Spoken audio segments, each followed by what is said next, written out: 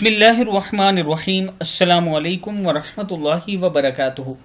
आबिद राजा channel की तरफ से आज मैं अपने दोस्तों को रसूलुल्लाह सल्लल्लाहु अलैहि वआलिहि वसल्लम का एक बहुत ही प्यारा फरमान सुनाऊंगा। आप दोस्तों ने इस पर ज़रूर अमल करना है। तो शुरू करते हैं। बिस्मिल्लाहिर्रहमानिर्रहीम। ज़्यादा गर्म खाने से प्यारे नबी अकरम सल्लल्लाहु अलैहि वआलिहि वसल्लम ने क्यों मना फरमाया?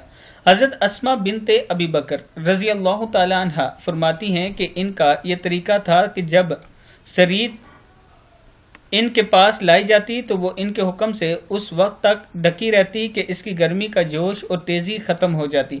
इसके बाद वो खाती जाती। और अपने इस तर्ज अमल की